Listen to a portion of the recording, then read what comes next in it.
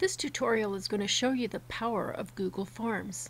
So first go ahead and log into your Google account. You can go to google.com and log in. If you are logging in to Great Falls Public Schools, you'll want to go to docs.google.com/a/gfps.k12.mt.us.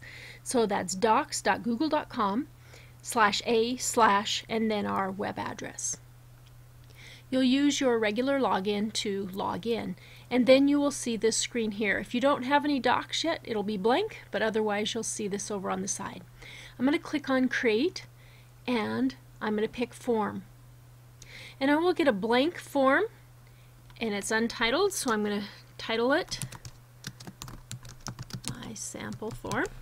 And I can give any directions that I want here. Please fill out this form. And then there are two questions here. We're going to fill out our sample questions.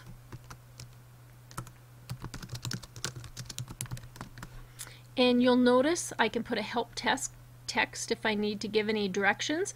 And I pull down here to what type of question I want, whether I want a text, paragraph text, multiple choice, check boxes, choosing from a list, a scale like 1 to 10, or a grid.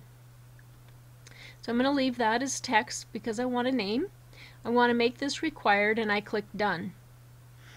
Anytime I want to edit, I hover over and you'll see it turns color, and over here I see the pencil. The pencil is the edit. This is the duplicate, and this is the delete if I don't want that question. I'm going to click on Edit on sample question 2, and I'm going to ask another question. Which is your favorite breakfast? And this time I would like it to be a multiple choice. And I'm going to put my options in here.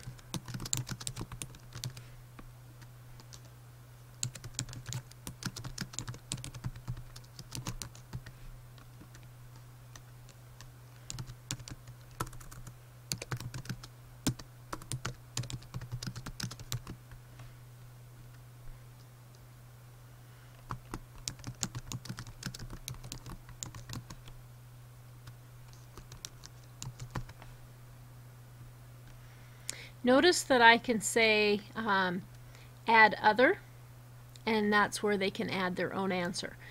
When I'm done here, I can make this required again and click Done. And now I've done the two sample ones. If I want another one, I come up here and say add an item, and I pick a different one. Let's do a scale this time.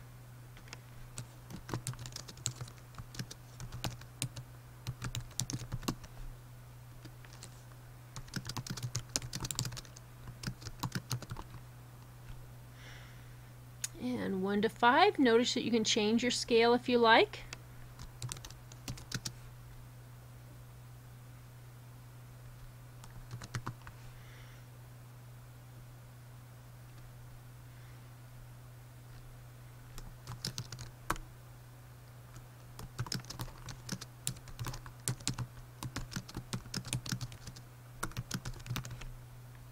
And I think it will actually should say always. And never, and make this a required question, and done.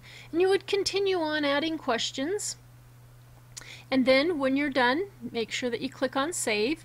You'll see down at the bottom here is the link to your form that you can copy and paste and post on a web page, or you can send it to people. You can also click up here and email this form. You can share it on Google+. And under More Actions, you can find that there's an embed code. You can also get the embed code in another place, which I'll show you in a minute. You can edit your confirmation. This is what people receive after they are finished. And you can also publish a response summary if you want them to see how other people have answered so far. I'm going to cancel that. Okay. So what I want to do now is just go back. I want to view my form. I'm going to click here, and this is what my form is going to look like. Looks pretty nice. Also, you'll notice underneath your form, I'm going to go back to my drive. When I'm in my drive, my sample form looks like this, but when I click on it, I'm going to see a spreadsheet. And this is where my answers will be recorded. If I need to get back and edit, I'm going to go underneath form, and you can see I can edit the form, I can send it, I can go to my live form, or I can get that embed form in a web page. I can also see my responses. So let's go to another form. Notice I click over here to get back to my drive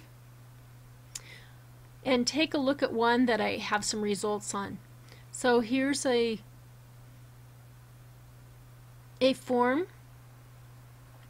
Well, I thought people had answered this, but maybe not. Find another one. Maybe we have some answerings on here.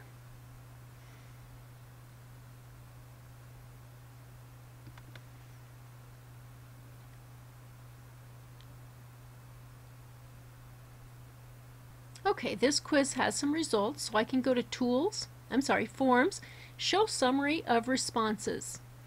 When I go to the Show Summary of Responses, I'm going to see some charts and graphs. It shows me which ones, at a glance, have more people answering or choosing, and here are the actual responses and the percentages for that particular chart or graph. Again, when you are in your drive, it looks like a spreadsheet with all your responses lined out, and underneath form is where you would get back to edit your form or send the form out. I want to mention one other thing is this form is in plain, and I can change my theme, but I will warn you, if you're going to embed this, these themes are pretty wide. And so, like if you're putting it in Moodle or a web page, it might chop off part of your survey or one complete side if you choose one of these forms and form sizes. So the regular plain form might fit best. But you can try out one of these. If you don't like it, you can cancel, or you can click apply and it will take effect. I hope that helped you get familiar with Google Forms.